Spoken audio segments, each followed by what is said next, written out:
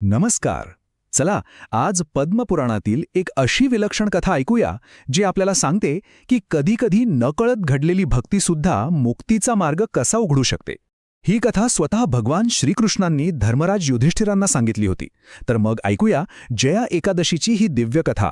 या कथेचं सार, तिचं वचन, सगळं काही या एका वाक्यात दडलेलं आहे. कितीही वाईट परिस्थितीतून, अगदी पिशाच्च्यासारख्या योनीतूनही सुटका होऊ शकते, हा विश्वास देणारी ही कथा आहे. चला तर मग पाहूया ही गोष्ट कशी घडते. तर ही गोष्ट सुरू होते ती धर्मराज युधिष्ठिरांच्या एका साध्या पण महत्त्वाच्या प्रश्नानं. ते भगवान श्रीकृष्णांना मोठ्या उत्सुकतेने विचारतात की हे प्रभू, माघ महिन्याच्या शुक्ल पक्षात जी एकादशी येते तिचं महत्त्व तरी काय आहे. या प्रश्नावर भगवान श्रीकृष्ण उत्तर देतात. ते म्हणतात, हे राजन, या एकादशीला जया एकादशी म्हणतात आणि ही इतकी पुण्यदायी आहे की ब्रह्महत्येसारखं मोठं पापसुद्धा नष्ट करण्याची ताकद तिच्यात आहे. आणि हे पटवून देण्यासाठी ते कथा सांगतात.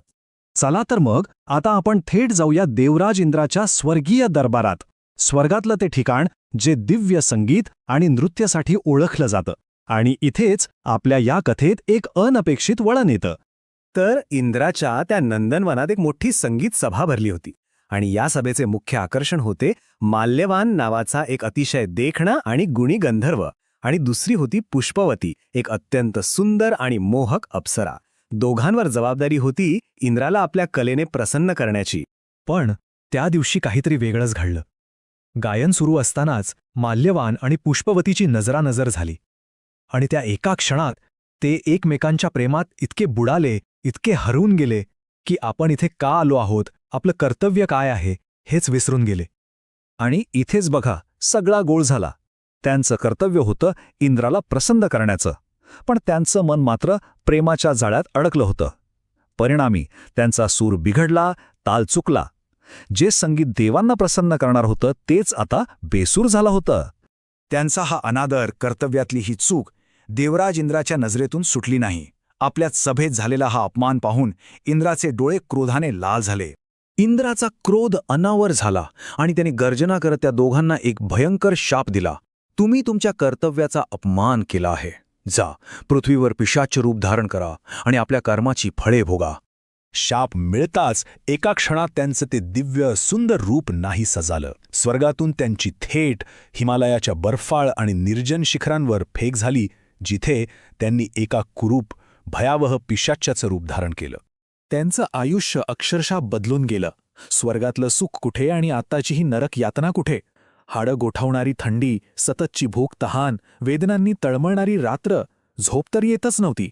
या सततच्या यातनांनी ते इतके खचून गेले की विचार करू लागले की अरे, आपल्या हातून असं कोणतं पाप घडलंय ज्याची ही शिक्षा मिळतीये.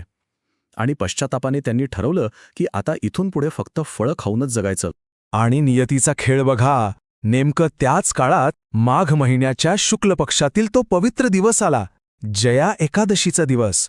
त्यांना या दिवसाचं महत्त्व अजिबात माहीत नव्हतं, पण त्यांच्या नकळत त्यांच्याकडून या व्रताचं पालन घडणार होतं. आता बघा, नकळत व्रत कसं घडलं. दुःखाने आणि पश्चातापाने त्यांनी दिवसभर काहीच खाल्लं नाही, फक्त थोडी फळं खाल्ली, म्हणजे उपवास झाला. रात्री कडाक्याच्या थंडीमुळे एका पिंपळाच्या झाडाखाली एकमेकांना बिलगून बसले, त्यामुळे झोप आलीच नाही, म्हणजे जागरण झालं. आणि त्या दुःखामध्ये, त्या वेदनेमध्ये ते सतत देवाचा धावा करत होते, म्हणजेच भगवंताचं स्मरण घडलं. अशा रीतीने त्यांच्याकडून जया एकादशीचं व्रत नकळतपणे पूर्ण झालं. रात्र संपली आणि दुसऱ्या दिवशी सूर्य उगवताच त्यांच्या त्या अजाणतेपणे केलेल्या भक्तीमुळे एक मोठा चमत्कार घडला. त्यांचं ते कुरूप पिशाच्य रूप अक्षरशः विरघळून गेलं आणि ते पुन्हा आपल्या मूळच्या तेजस्वी सुंदर गंधर्व आणि अप्सरा रूपात परत आले. इतकंच नाही तर आकाशातून देवदूत आले आणि त्यांना सन्मानाने परत स्वर्गात घेऊन गेले. स्वर्गात परत आल्यावर इंद्रालाही आश्चर्य वाटलं. त्याने विचारलं, माझ्या शापातून तुमची सुटका इतक्या लवकर झाली तरी कशी. तेव्हा माल्यवानने उत्तर दिलं, हे देवराज, ही केवळ भगवान विष्णूंची कृपा आणि आमच्याकडून नकळत घडलेल्या त्या जया एकादशी व्रताचाच प्रभाव आहे. आणि मग ही कथा संपवताना भगवान श्रीकृष्ण युधिष्ठिरांना या व्रताचं महात्म्य सांगतात. ते म्हणतात की जो कोणी हे व्रत श्रद्धेने करतो त्याची मोठ्यात मोठी पापं नष्ट होतात, त्याला भूत पिशाच्यासारख्या योनीतून मुक्ती मिळते आणि शेवटी हजारो वर्ष स्वर्गलोकात स्थान मिळतं. ही कथा आपल्याला एका खूप मोठ्या आणि गहन विचारावर सोडून जाते. जरा विचार करा, जर नकळत अजाणतेपणे केलेल्या व्रतामध्ये एखाद्याचं संपूर्ण अस्तित्व बदलण्याची शक्ती असेल तर मग पूर्ण श्रद्धेने पूर्ण निष्ठेने केलेलं व्रत काय काय साध्य करू शकणार नाही. हाच या कथेचा खरा संदेश आहे.